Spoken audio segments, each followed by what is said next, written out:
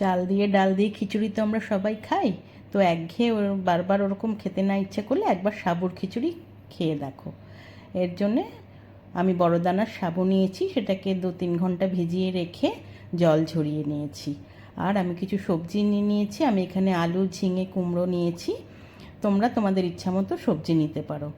আর আমি এখানে মটর ডাল ওরকম 2-3 ঘন্টা ভিজিয়ে রেখে জল ঝরিয়ে নিয়েছি। আর সোনামুগ ডাল একটু শুকনো খোলায় ভেজে ওরকম ভিজিয়ে রেখেছিলাম 2-3 ঘন্টা, তার সেটাও জল ঝরিয়ে নিয়েছি। এবার কড়াইতে তেল দিলাম, সাদা তেল দিয়ে আগে আমি সবজিগুলোকে একটু ভেজে নেব।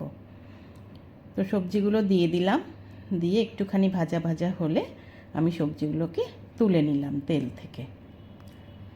তুলে নিয়ে ওই তেলের মধ্যে আমি আরেকটু সর্ষের তেল দিয়ে দিলাম।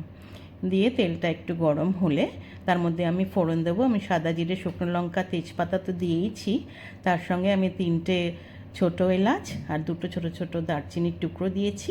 সেগুলো একটু ফোড়ন ভাজা হলে আমি গ্যাসটা কমিয়ে দিয়ে আমি হাফ চামচের মতো আমি হিং দিয়ে দিয়েছি, নাহলে হিংটা পুড়ে যাবে, তাই গ্যাসটা কমিয়ে দিয়েছি। হিংটা সুন্দর গন্ধ বেরোলে এইবার আমি যে ডালগুলো জল ঝরিয়ে রেখেছিলাম, ভেজানো ডাল, সেইগুলো দিয়ে দিলাম। দিয়ে এগুলো আমি তেলের মধ্যে একটু ভাজা ভাজা করব।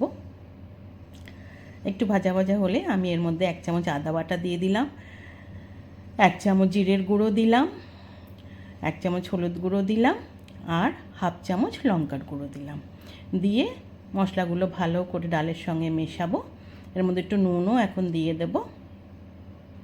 আমি 1 চামচ নুন দিয়ে দিলাম, আর একটু নুন দিলাম, কারণ আর তো পরে খিচুড়িতে আমি নুন দেবো না। তো দিয়ে আমি ভালো করে কিন্তু মশলাগুলো কষাচ্ছি ডালের সাথে ঢোলে।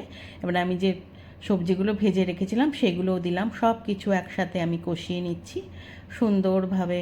তেলের সঙ্গে ভালো করে মিশিয়ে একটু ভাজা ভাজা করে নিয়ে কষিয়ে নেওয়ার পরে এবার আমি জল ঢেলে দেব।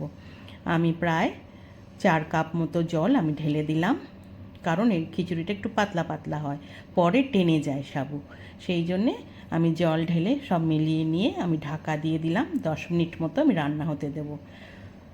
মাঝখানে আমি খুলে আমি 4টে কাঁচা লঙ্কা দিয়ে দিলাম, ঢাকা খুলে আবার ঢাকা দিয়ে দিয়েছি সেদ্ধ হোক।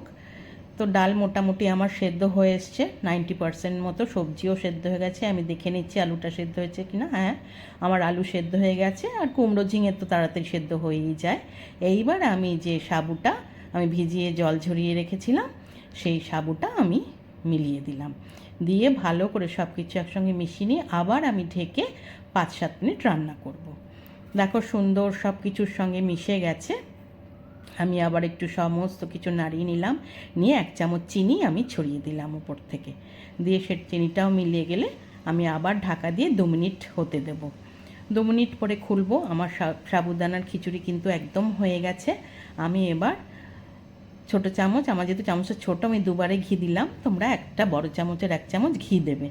দিয়ে একটু মিলিয়ে নেবে, নাড়িয়ে নিয়ে গ্যাসটা বন্ধ করে দিয়ে স্ট্যান্ডিং টাইমে 5 মিনিট রেখে দেবে।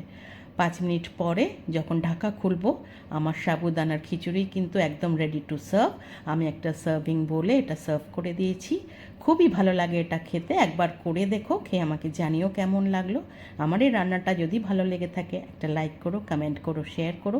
যারা এখন আমার চ্যানেল সাবস্ক্রাইব করোনি, প্লিজ আমার চ্যানেলটা সাবস্ক্রাইব করো, পাশে থাকা বেল আইকনটা প্রেস করে দেবে। আবার নতুন কোনো রেসিপি নিয়ে আসবো।